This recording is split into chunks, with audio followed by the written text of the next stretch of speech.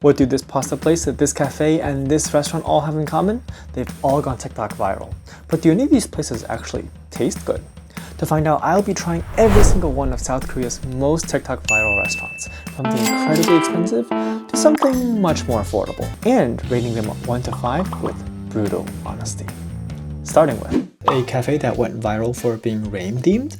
The first bad sign was that it wasn't very busy on a Saturday afternoon, and the second was that the menu had a lot of things that weren't actually available. But I'd at least keep an open mind until the 2 drinks and cakes we ordered arrived and we sat down to have them. It does have a pretty unique flavor to it. The second drink was lavender flavored, and I can definitely tell it's lavender.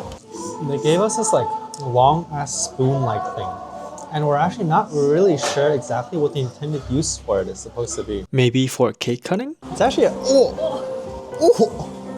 Alright, let's take a look. It's very chocolatey, that's for sure. And next up we have our second cake that was light and citrusy and a pretty good counterpart to the first one, bringing us to the final verdict.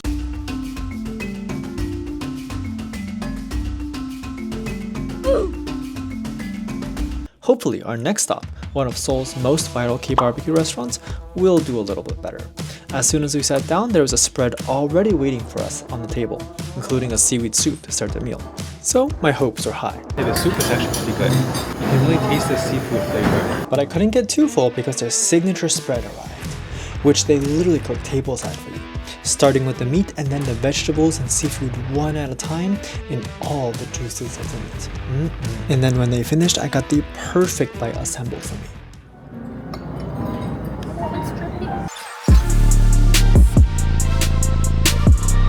Now with buckwheat instead of the perilla leaf. It's a bit like eating a mix of Gukbap and KBBQ. I like the egg the most. The egg is so good. Also the sauce is good. But yeah, I think this is a pretty cool concept. I hate to say it, but I think TikTok was right with this one.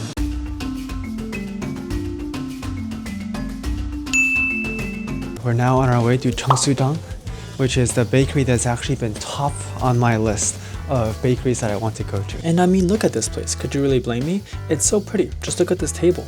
We weren't super hungry though, and just a little bit traumatized from the last cafe. So we only got their winter signature strawberry cake and a single custard chocolate drink. Can't go wrong with their signature item, right?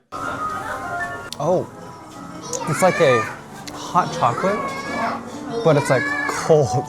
And after also trying the cake, I realized I maybe spoke a little bit too soon because unfortunately, I thought they were both a little bit too sweet.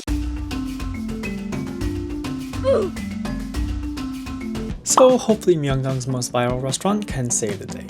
It's so popular that the line literally stretches around the block, and they only offer noodles and dumplings, so naturally that's what we got. So far, it tastes like a pretty good dumpling, but it was really the noodles that stole the show. Their kalguksu was super flavorful and the noodles had a nice bite that was just enough QQ. I inhaled.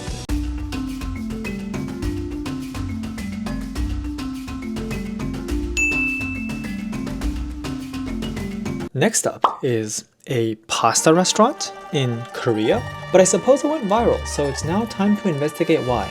And well, I found out why. The sauce was incredible and the noodles just soaked it in so well. The pork was also super tender and juicy. The portion sizes are definitely not small. Like, we are basically done, and take a look at how much is left on my plate as well as her plate. Alright, so that was actually our second time trying to go to this restaurant because the first time the line was actually so long that we decided to give up. I do like how they actually provide some pickled like radishes and whatnot to cut through some of the thickness of the pasta itself. Because the ones that we got actually were quite like they were very creamy, you know, very heavy.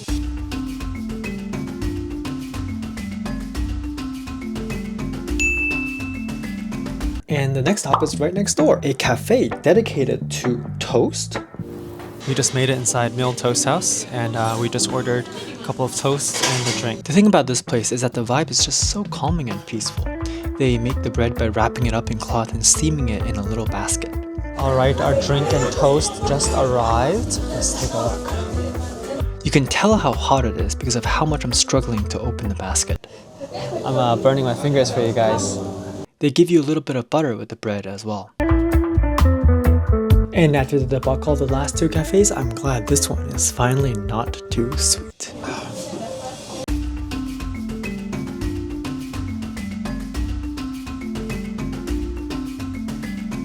A new day, new line, and this one is at Sonmunnan in Seongsu, and we're gonna have some gomtang, some pork bone soup. It's been about 40 minutes since we got here, but finally we're at the head of the line. One of the very first things I noticed, a lot of them actually speak Chinese, which is very helpful for us to communicate. Here it is, the gomtang. It's just arrived, as you can see. It actually arrived within like maybe 2 minutes of us sitting at the table, which is pretty incredible. And it's the main thing that they do here at this restaurant. As you can see, it arrives only partially cooked and the pork is straight on the bone. Alright, let's have a bite.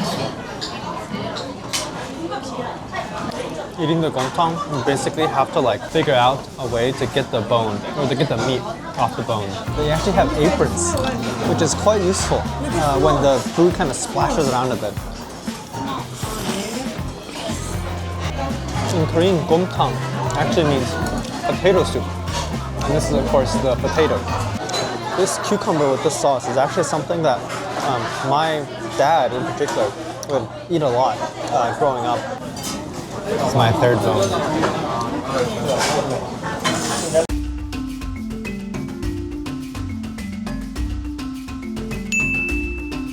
And now we're about to go to the Cafe Nudake, which just wow. That is certainly a way to present your menu. And somehow after browsing that whole table, We got a peak green tea latte as well as a small ombre cake. which just looks so cool. Wow. The only problem was that it's actually olive flavored, so I had no idea what to expect. This is my very first bite. Oh, that's very interesting. It's almost savory in taste. You should try it, yeah. Very interesting flavor. Oh, pretty good. It's like a pretty standard, like a good tasting like matcha latte. With what we ordered today, it's a 2. But because I know what the other cakes taste like, so it's probably a 3. All right, I'll see you at the next place. We're going to a crab house next. Called Gebang Sikdang, which specializes not in cooked crab, but raw marinated crab, which, yes, is a thing and also one of my favorite ways to have crab. So you're gonna see my very best attempt to squeeze out all the meat from the marinated crab. I'm not really sure if it's the best way to eat Gaejang, but it is what some of my Korean friends taught me. Let's give it a go.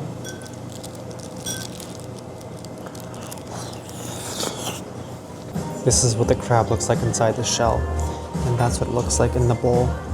And then you basically just squeeze this right out of the shell, and then you have it with that rice right there. All right, for this next bite, let's get some of that seaweed as well.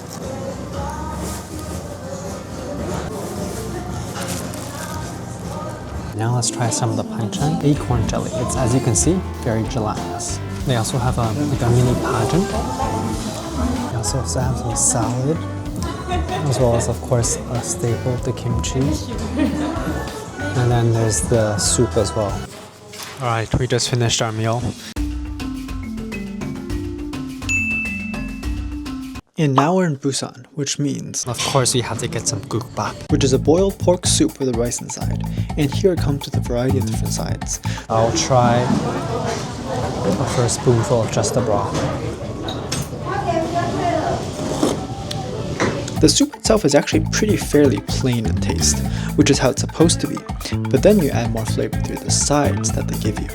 This whole bowl, at today's exchange rate, is only $6.80. We are eating hella seafood tonight. Let me show you guys. So, this whole spread costs only about $30 US. Isn't that pretty insane? Okay, I'm not gonna lie, there's like so much food that I'm really actually not really sure how to approach all of it. But we'll try our best. I think this is fried mushroom. And salmon. Oh. We're also gonna do a clam straight out of the shell. Oh, also with some nice sauce. Here's a piece of fried pumpkin. I think there's some cinnamon. Our old friend the crab is back. I'm gonna squeeze some again onto the rice. They gave us 2 whole ass like tentacles of octopus, so I'm gonna cut it down a little bit.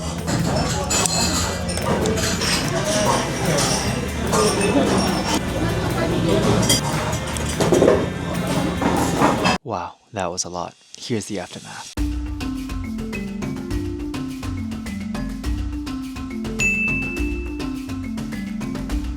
And last but certainly not least, we're back in Seoul at the Shilla Hotel to have an insanely expensive $67 bingsu, a dessert with a shaved ice base and typically various toppings. It usually goes for anywhere from $10 to $20, making this one especially expensive. Cheers, guys. So first bite of this $67 bingsu. Oh, the strawberry is pretty good actually. It's pretty sweet. Yeah. You said it's like pickled. Yeah, I assume it's like fermented in some way. Yeah, I think it's...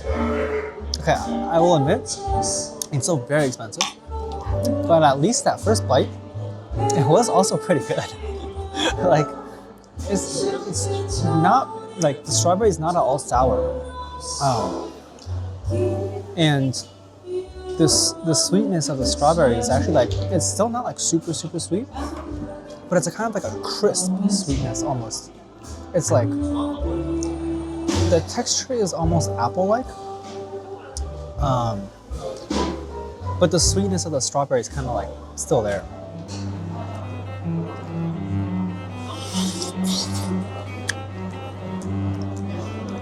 I will say, even though this is now my like 10th strawberry or something like that, I still think the strawberries themselves are quite good. Like, they're not too sweet, they're pretty crisp. It's just a pretty good strawberry.